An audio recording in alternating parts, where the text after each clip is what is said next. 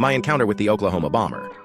This happened when I was 12 years old if I had to guess, but I am not 100% sure. I was born in 1983, so it would have been around 1994. I never used to go hunting with my dad, and typically only would go to the property in the summer, to swim in the pond and play with my cousins for a weekend. However, this hunting season there was extremely bad snow, and my mom suggested I go with my dad so he wouldn't be alone. I don't recall if I was upset or not about having to go, but I'm sure it was. I hate hunting and would never have the commitment to sit in a tree for hours. I lived in Metro Detroit of 21 Mile Yard at the time, so it was a good hour and 20-minute drive to our property. By the time we arrived, the sun was almost set and my dad rushed in to get his hunting gear on and headed straight out to the woods.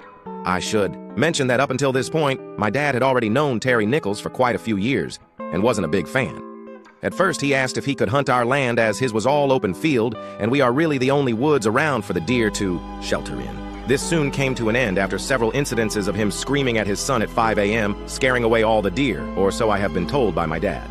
Anyways, as I was sitting in our cabin trailer, I started hearing branches breaking outside the window. And minutes after that, a figure passed the window in the back bedroom.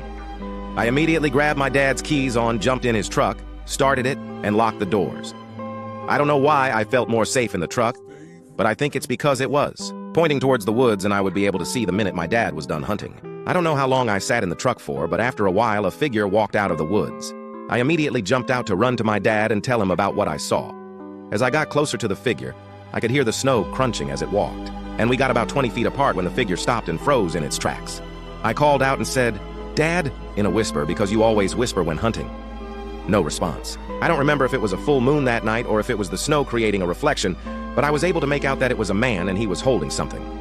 My first thought is that it was my dad and that he may have heard a deer, so he was listening for it. So we both stood staring at each other in silence for a good minute or two, and the figure turned around and walked back across the bridge, crossing our river behind the cabin. I ran back to the truck and waited again for I don't know how long. Soon after, another figure came out of the woods and I turned on the headlights and was relieved to see my dad and his gun.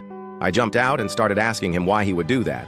He was oblivious to what I was saying and told me that he was in the back tree blind and never got out the whole night. The next morning, when we woke up, we traced the tracks across the bridge and into the woods heading towards Terry's house. To this day, I don't know for sure who the figure was, but I am 99% sure it was Terry Nichols, and he was poaching my land.